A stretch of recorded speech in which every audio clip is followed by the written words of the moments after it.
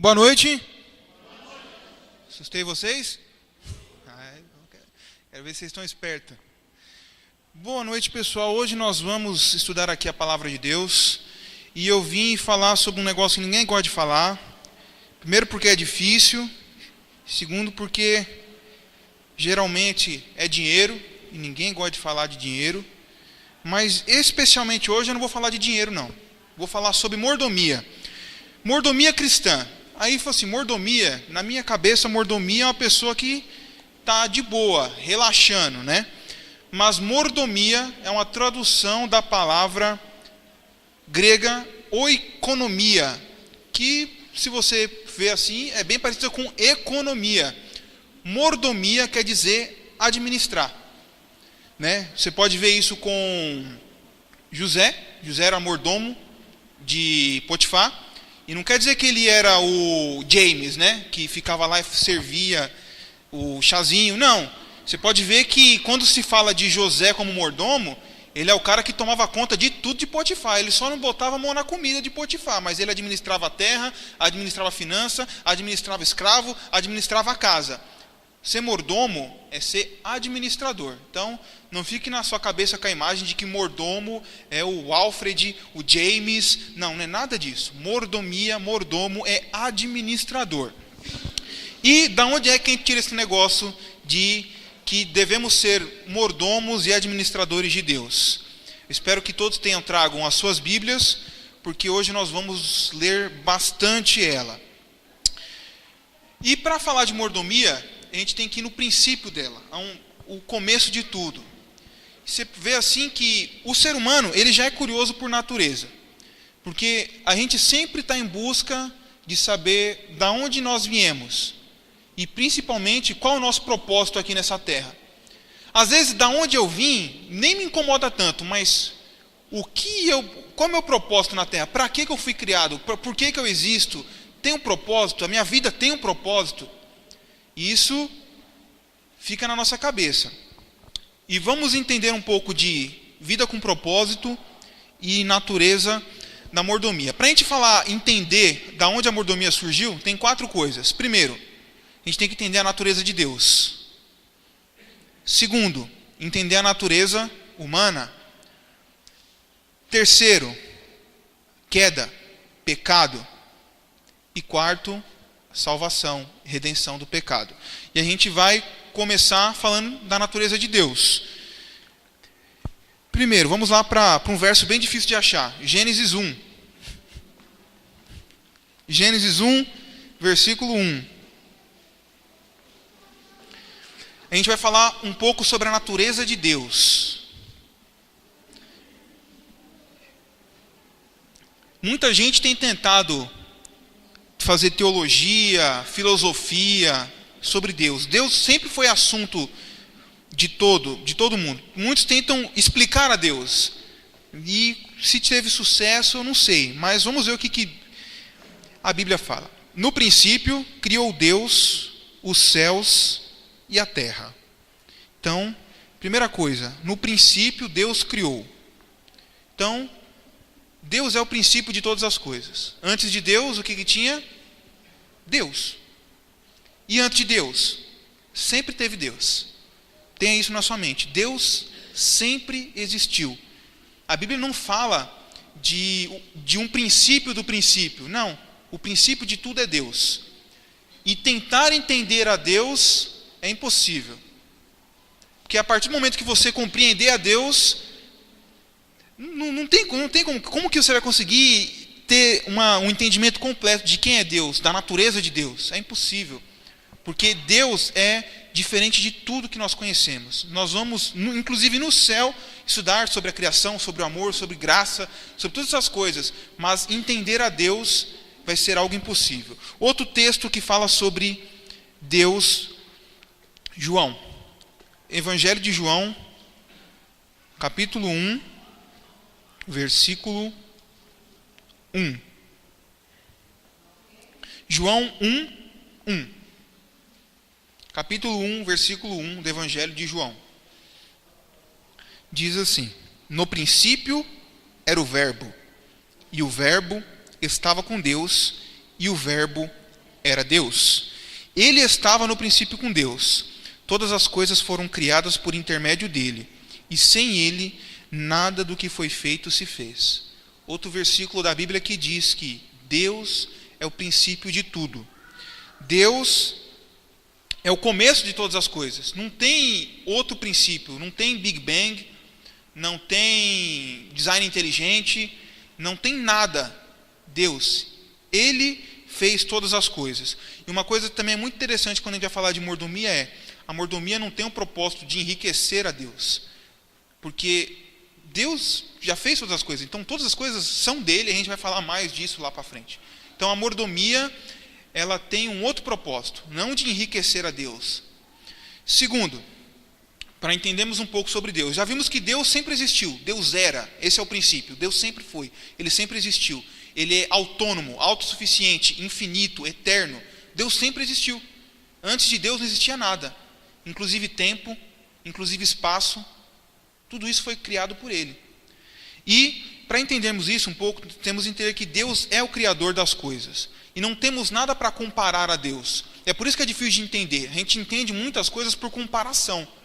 Por exemplo, a gente estava conversando com a Yasmin aqui, ela vai participar do Pregador Mirim. Aí a gente estava lendo Mateus 25, falando da parábola das 10 virgens.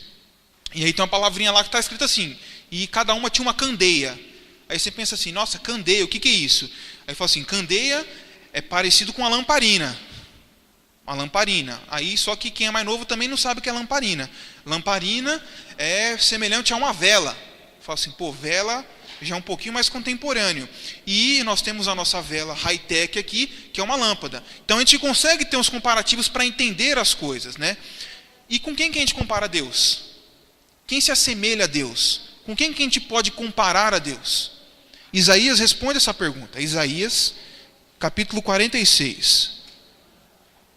Abram a Bíblia de vocês no livro de Isaías. 46, 46. 46, versículo 5. Diz assim: a quem me comparareis, para que eu lhe seja igual? E a que coisa semelhante confrontareis comigo?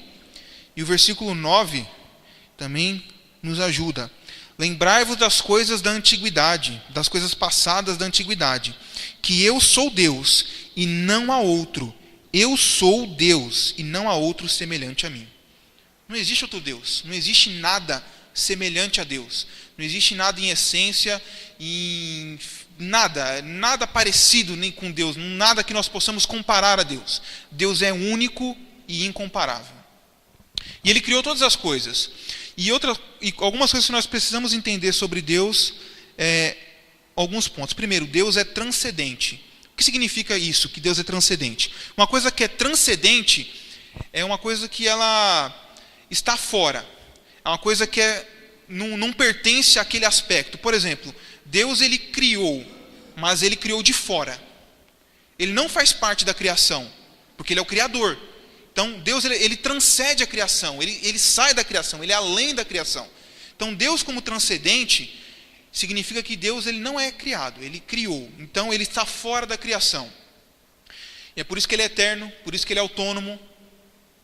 Então, quando a igreja, graças a Deus, isso, pelo menos não que eu saiba, não existe ainda, mas nos primórdios da igreja, houve um erro muito grande, que achava-se que Deus estava em tudo.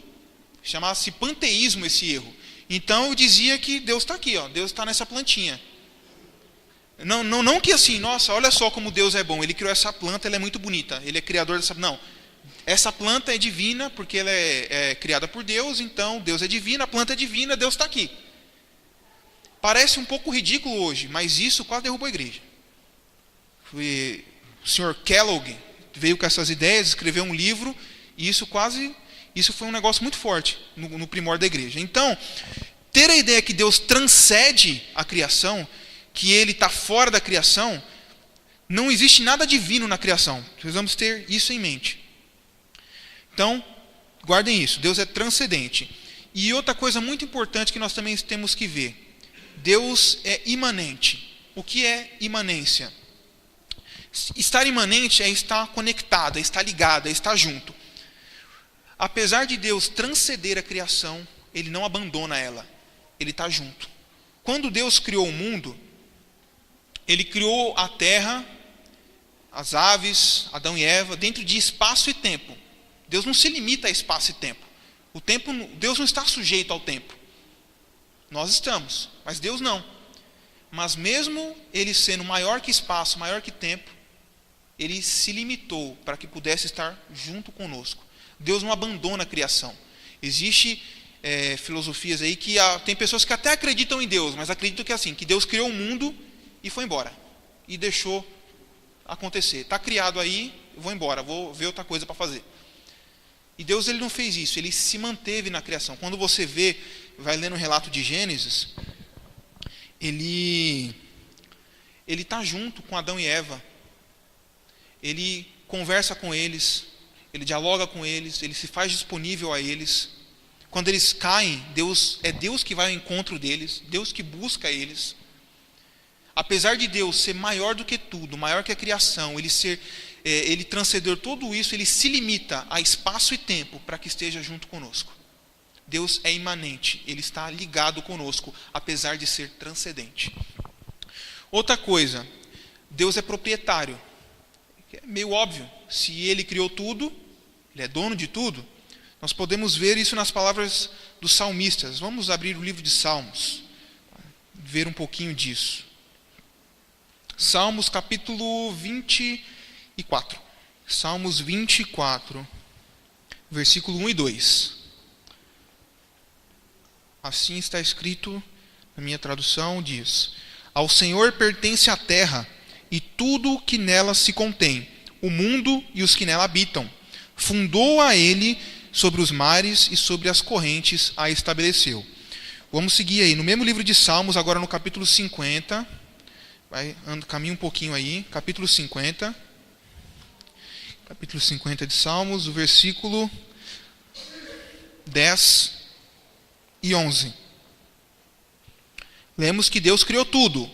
Agora no versículo 10 e 11 diz: Pois são meus todos os animais do bosque, e as alimárias aos milhares sobre as montanhas. Conheço todas as árvores dos montes, e são meus todos os animais que populam o campo.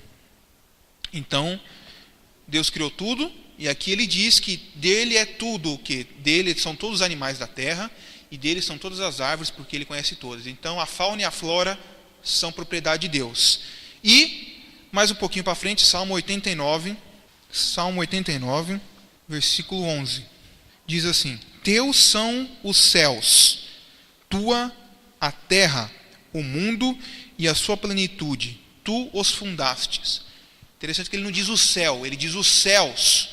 Deus ele criou tudo, como lemos no Salmo 24. No Salmo 50 ele fala que ele é dono da fauna e da flora, e aqui ele fala que ele é dono inclusive do cosmos, dos céus, e consequentemente da terra e tudo que nela, porque foi ele que fundou. Então, isso mostra que Deus é proprietário de tudo. Então nós somos donos do quê? Do que nós somos donos, igreja? Eu ouvi alguém falando, mas foi bem baixinho. Do quê? Nada. Nada é nosso. Deus é dono de tudo. Tudo. Porque esse púlpito aqui, eu acho que ele é de vidro. Tem uns acrílicos tão parecidos hoje em dia, que uns plastiquinhos que parece que é vidro. Mas esse aqui acredito que seja de vidro. Deus ele pode não ter criado esse púlpito aqui da forma que ele criou. Mas sem a areia que foi Deus que criou lá, grãozinho por grãozinho, o cara amarado não ia conseguir derreter e formar um púlpito. Deus, esse banco aqui é bonito, invernizado.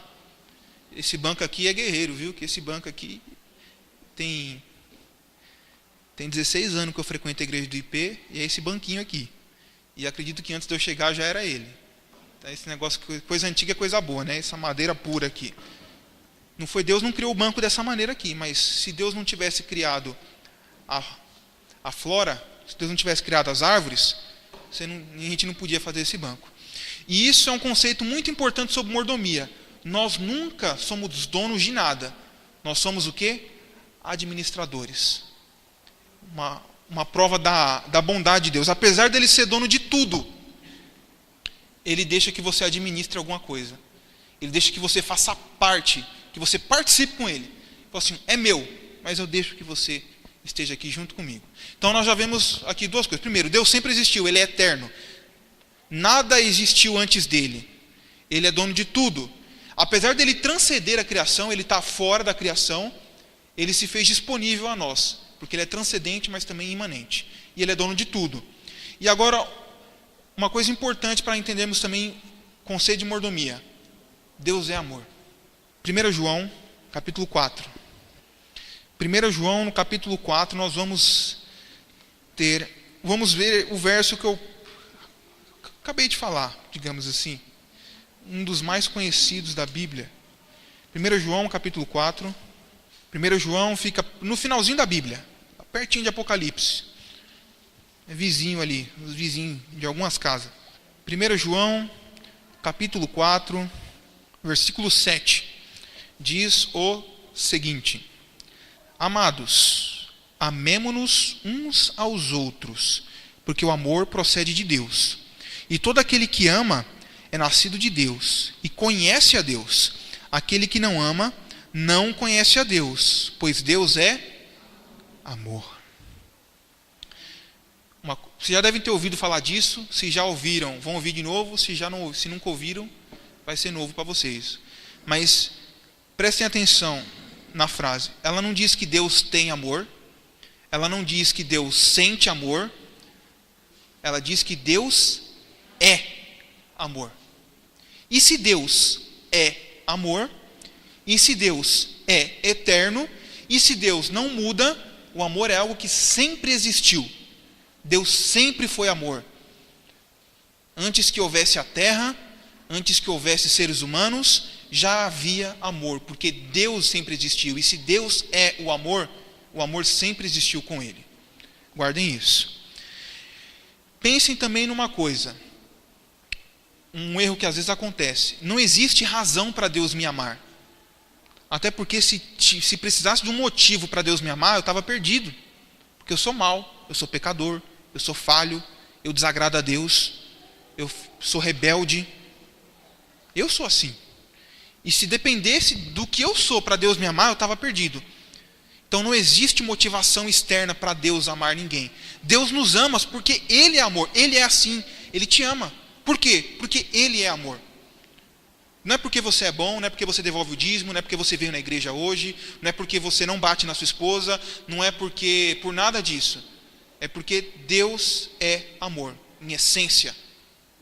É o que Ele é. Ele não pode ser de outra maneira. Ele não conseguiria ser de outro jeito. Deus é assim, Ele é amor. Então, quando você faz algo para Deus, que às vezes acontece isso, algumas pessoas podem pensar assim, às vezes eu posso pensar assim, eu vou agradar a Deus para que Ele me favoreça, né? Como se fosse uma troca, se eu estivesse fazendo uma barganha com Deus. Eu vou devolver o dízimo, porque eu devolvo o dízimo, Deus vê que eu estou devolvendo o dízimo, aí Ele me abençoa. Eu vou ser uma pessoa honesta, eu não vou roubar na minha empresa, eu não vou mentir, porque Deus está vendo, Deus vê tudo. Então Ele vendo que eu sou uma pessoa boa, que eu estou procurando fazer o bem, aí Ele me ama. Não, Deus não precisa de nada disso para amar. Ele ama vocês, porque Ele é assim, a essência de Deus é amor. Ele não poderia ser diferente. Uma coisa para que nós possamos comprovar isso, abram a Bíblia de vocês em Romanos, no capítulo 5. Volta um pouquinho, Romanos 5, capítulo 5. Versículo 8. Mas Deus prova o seu próprio amor para conosco, pelo fato de ter Cristo morrido por nós, sendo nós ainda pecadores. Deus não espera que você se arrependa para te amar. Ele ama você no seu pecado, do jeito que você é. Isso não é desculpa para continuar no pecado. Isso é só uma prova que Deus te ama, independente da sua condição, independente do que você faça, independente do que você seja. Ele te ama. E uma coisa interessante, só como um adendo, o amor de Deus ser eterno é uma prova da Trindade. Existem aí pessoas que dizem que Jesus não é Deus, que o Espírito Santo não é Deus, mas raciocine comigo rapidinho aqui. Se no princípio só existia Deus e o amor junto com Ele, porque Ele é o amor, quem que Ele amava? É um amor egoísta? Ó, como eu me amo? Então o amor de Deus era egoísta no começo? Não, se existe amor, existe alguém para ser amado. E quem que Deus amava no princípio? O Pai e o Espírito Santo. E o Pai amava o Espírito Santo e o Filho amava o Pai e o Espírito Santo amava Pai e Filho. O amor sempre existiu, e isso é uma das provas que nós temos da Trindade. Porque se o amor é eterno junto com Deus, ele tinha que ter alguém para amar. Isso é só por curiosidade aí, mas é uma coisa interessante para a gente se pensar. Entendemos aqui um pouquinho de Deus, bem pouco, porque entender a Deus é impossível completamente. Mas já vimos que Deus sempre existiu. Nós vimos que Deus é transcendente, ele está fora da criação, ele não é algo criado, ele é o Criador. Mas apesar de ele estar fora da criação, ele se faz presente. Ele quer estar junto, porque ele é amor. E o amor dele não depende de nada que você faça. Ele te ama porque ele é o amor. E agora, nós vamos falar um pouquinho sobre o ser humano. Antropologia, digamos assim. E é interessante porque, das coisas criadas, o ser humano é o único que se percebe como alguém fascinante, maravilhoso. O que das criaturas feitas por Deus consegue raciocinar e fazer o que nós fazemos? Olha só, quanta tecnologia nós temos. Medicina, avanços impressionantes.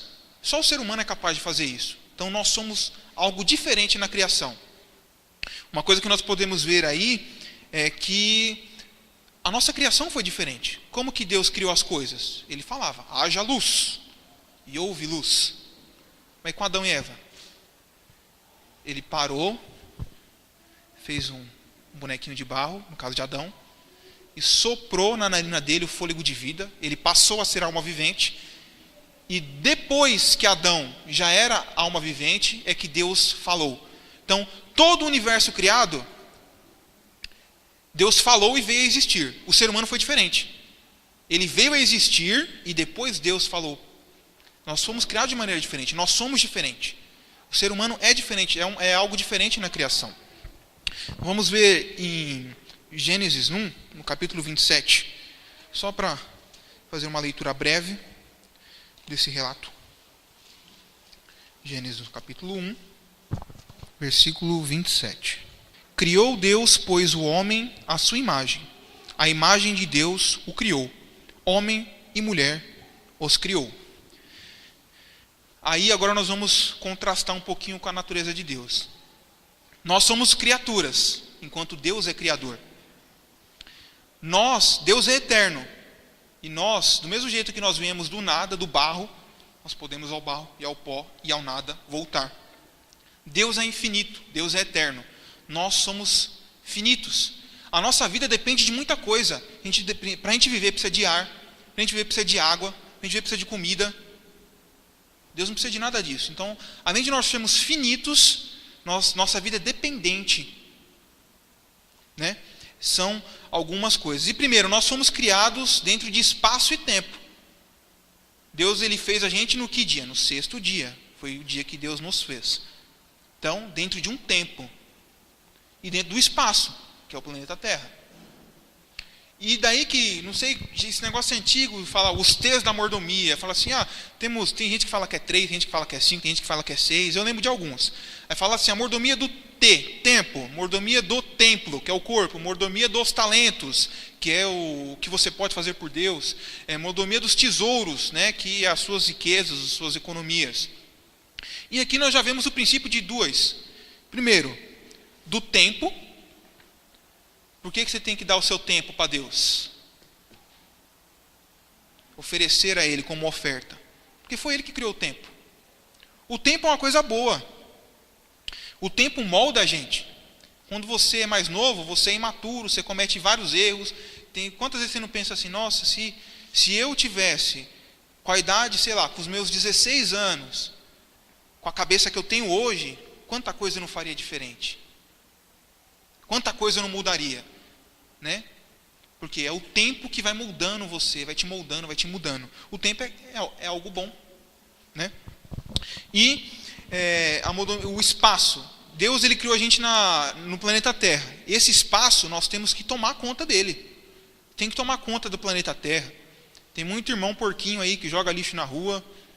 Tem muito irmão porquinho que troca o óleo do carro e joga na rede de esgoto, não procura um lugar para despejar. Eu troquei o óleo do meu carro, o negócio está lá na minha casa, lá, não sei quantos anos, eu não sei onde que eu jogo aquele negócio. Mas eu falei, não vou jogar no esgoto, eu vou arrumar um lugar para jogar ele fora. Mas está lá. Tem muito irmão que não toma conta da igreja de Deus, pega copo de água e deixa jogado, pisa lá fora, não limpa os pés para entrar, e sujando a casa de Deus. Que se entra no banheiro e vê um papelzinho jogado no chão, não tem coragem de pegar o papel e colocar no lixo. Ou então, ele é o irmão que jogou o papel no chão e não teve coragem de pegar. Tomem conta da casa de Deus, irmãos. Ser um mordomo fiel também é coisa simples, sabe? Você vê que está sujo, limpa. Você trouxe um papelzinho, um copinho, leva embora. O diácono não é empregado de ninguém. Ele está aqui para ajudar. Mas todos nós somos servos e diáconos de Deus, em algum aspecto. Continuando. Eita, esse tempo está correndo demais, misericórdia. Segundo, a gente acabou de ler que nós fomos feitos à imagem de Deus. E há muita discussão. O que é a imagem de Deus no homem? Como assim nós fomos feitos à imagem de Deus, à imagem semelhante de Deus? Foi o que nós acabamos de ler aqui no versículo 27 do capítulo 1 de Gênesis. Como que é isso, ser a imagem de Deus? Assim, após muito estudo, após muitas conclusões aí, nós podemos compreender que a imagem de Deus não é algo que a gente tem, é o que nós somos. Nós somos a imagem e semelhança de Deus. Como? Primeiro, nós somos um ser físico. E Deus também é um ser físico. Apesar de ele não depender da matéria, apesar de ele ser diferente nessa essência, ele também é um ser físico. Ele se relacionava com Adão, com Eva, no Éden. Então Deus é um ser físico. Também vem aí a mordomia do seu corpo. Você é um ser físico, toma conta desse seu corpinho. Porque você só tem ele. Aí se você come demais, se você bebe demais, se você não faz exercício físico, você vai acabar com o seu corpo. E aí? Não é uma obrigação, não é um pecado, mas depois não adianta chorar para Deus, né? Você não tomou conta, então pense nisso. Outra coisa, nós somos a imagem e semelhança de Deus porque nós, os seres humanos, somos os únicos capazes de se comunicar com Deus. Somos um ser espiritual, nós podemos ouvir e falar com Deus. Só o ser humano pode fazer isso. Por isso que nós somos a imagem e semelhança de Deus. Outra coisa, nós somos seres intelectuais, racionais, pensamos. Gênesis 1, no Gênesis 2, versículo 19. Vou correr aqui. Versículo 19 diz o seguinte: havendo, pois, o Senhor Deus formado a terra, todos os animais do campo e todas as aves dos céus, trouxe aos homens para ver como ele lhes chamaria. E o nome que o homem desse a todos os seres viventes, esse seria o nome deles. Então, o nome na Bíblia é um negócio diferente. Hoje em dia, como que a gente dá o nome para o filho? Fala assim, Eduardo é bonita. Ah não, mas Raquel também é bonito. É isso que a gente pensa quando vai dar nome para filho. Se o nome é bonito. Na Bíblia não é assim. Na Bíblia por exemplo, Jacó, como que ele nasceu? Grudadinho no calcanhar de Esaú, assim. Então, é aquele que segura pelo calcanhar, o enganador. Por exemplo, Isaac. Isaac é interessante. Sabe o que significa o nome de Isaac? Quando os anjos foram até Abraão, dizia assim, Abraão, a sua mulher vai ter um filho. Sabe o que Sara fez? Ela riu. E Isaac é como se fosse um riso. Até esqueci o nome. Não tem quando... por exemplo, como que você vai colocar riso no WhatsApp? Você coloca lá, kkkk, RS. É tsak, tsak. É como se fosse uma risada. Tsak. Isso é o nome de Isaac. O nome significa aquilo que você é. Então, o que Adão teve que fazer? Ele olhou assim para o leão e ele falou, nossa, esse bicho aí... Não que seja isso, tá? Não sei qual foi o nome de leão em hebraico, isso aí eu não sei. Mas ele deve ter olhado e falado assim, esse animal é imponente, ele é o rei da selva. E aí ele deu o nome de leão, porque significaria rei da selva. Não é isso, é só um exemplo, entendam. Então, ele teve que usar o quê? O raciocínio lógico dele para nomear os animais. Então, ele usou um dom que Deus deu para ele, para que ele pudesse nomear os animais. Nós temos que usar os nossos dons a favor de Deus também. Quanta gente está enterrando os seus dons hoje em dia? Tem pessoas que poderiam ser muito úteis na obra de Deus e não fazem, sei lá, por preguiça, por conveniência. O que você está fazendo para Deus?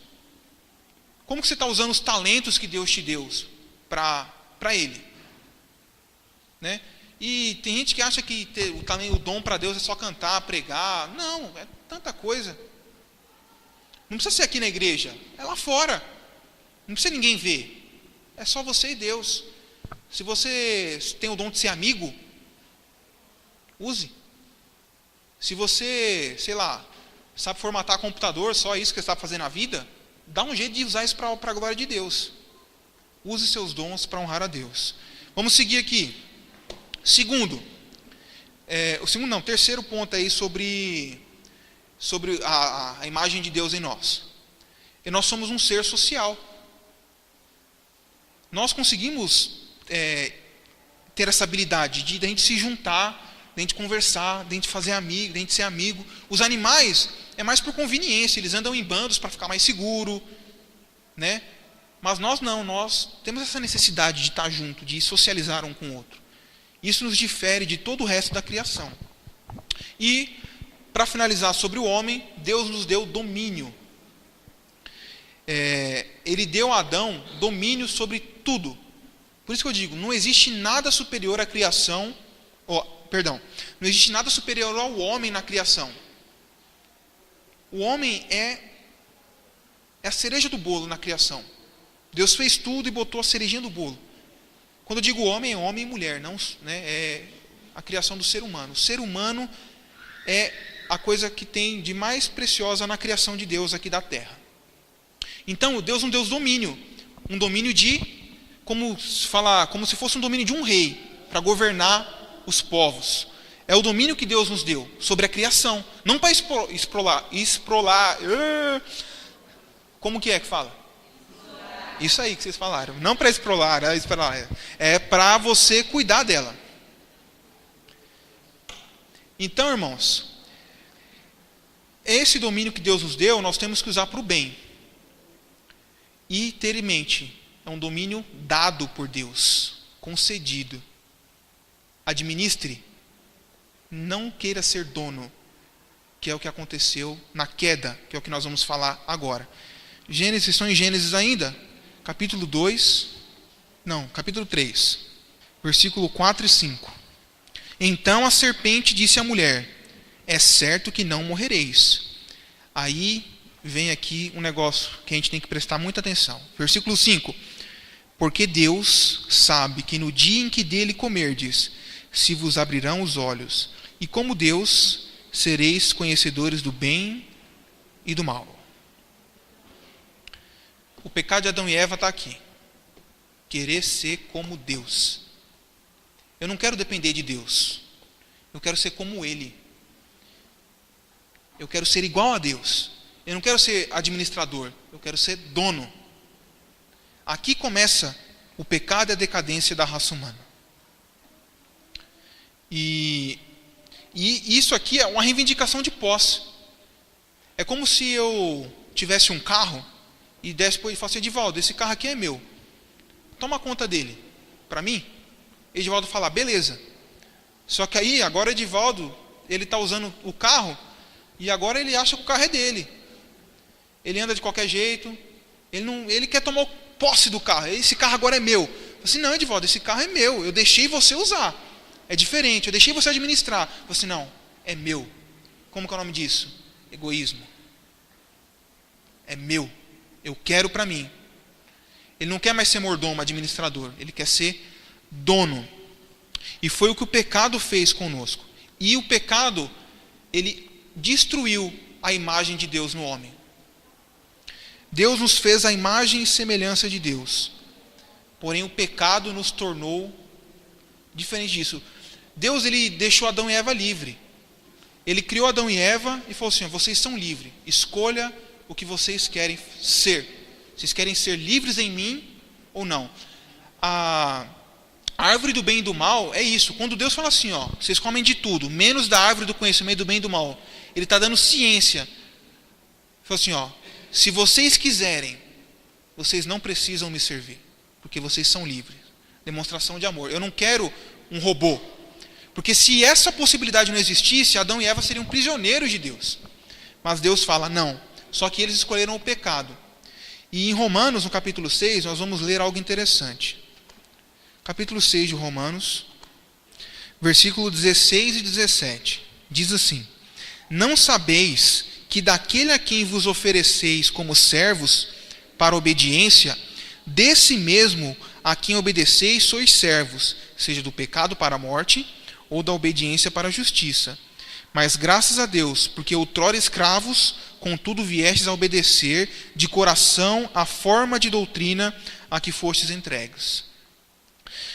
Continuando em Romanos, capítulo 7, versículo 14. Só virar uma paginazinha aí.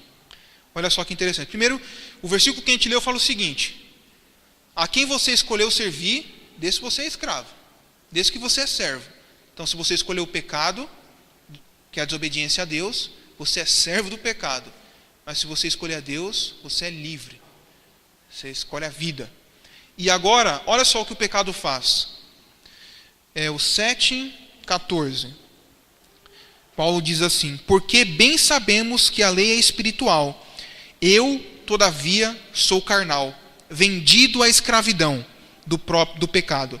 Porque nem mesmo compreendo o meu modo de agir, pois não faço o que prefiro, e sim o que detesto.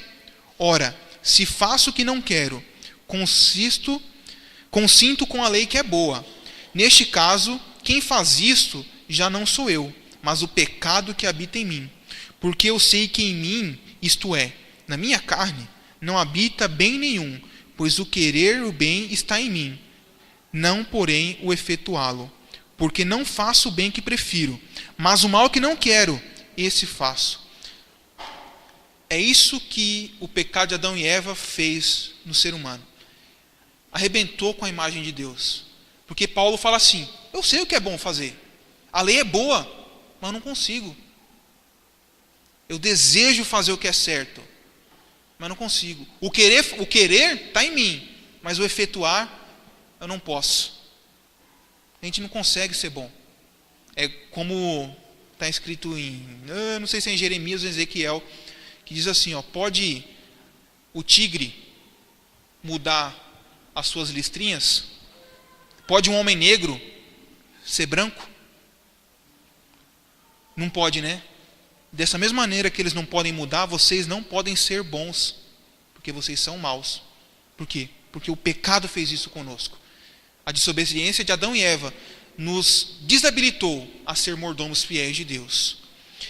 E agora, o que faremos? Qual é a solução para isso? A mordomia finaliza nisso aqui: a salvação em Cristo Jesus. Porque nós fomos criados para ser mordomos de Deus. Um Deus bom, um Deus eterno, um Deus que não precisa de nós, mas mesmo assim tem prazer em estar do nosso lado. O pecado nos tornou incapazes de sermos administradores de Deus. E o que Deus falou? Eu preciso de um mordomo fiel. E Ele mandou Jesus para nós. Ele precisava de um representante nessa terra. Alguém que o representasse de verdade. E esse foi Jesus. E Colossenses, no capítulo 1, diz o seguinte. Capítulo 1 de Colossenses, capítulo 1, versículo 15. Diz assim: este é a imagem de Deus, do Deus invisível, o primogênito de toda a criação, pois nele foram criadas todas as coisas. Eu não vou seguir a leitura do versículo, o importante é isso: Deus mandou alguém, a imagem dele, para essa terra, o primogênito da criação, Cristo Jesus. E uma coisa interessante: primeiro, o homem, ele foi criado à imagem de Deus. A gente viu isso? Viu isso ou não viu, igreja? acorda aí que eu estou acabando, não se preocupa não. O homem foi criado à imagem de Deus, a imagem e semelhança de Deus. E Cristo é a imagem de Deus, o primogênito da criação.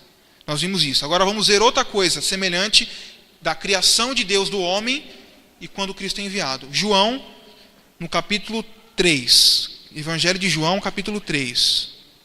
Versículo 35. Diz assim: o Pai ama ao Filho e todas as coisas tem confiado às suas mãos. Outra coisa interessante. No Éden, Deus deu domínio a Adão e Eva. E agora ele manda o Filho e fala: na sua mão confio tudo.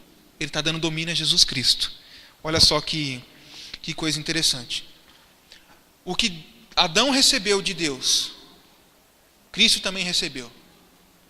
E agora vem a diferença. Adão e Eva agiram com egoísmo. Eles falaram assim: eu não quero ser só administrador, eu quero ser dono. O egoísmo tomou conta do coração deles. Mas, olha só, Jesus Cristo. Filipenses, no capítulo 2. Filipenses 2, capítulo 2 de Filipenses, o versículo 6 até o 8.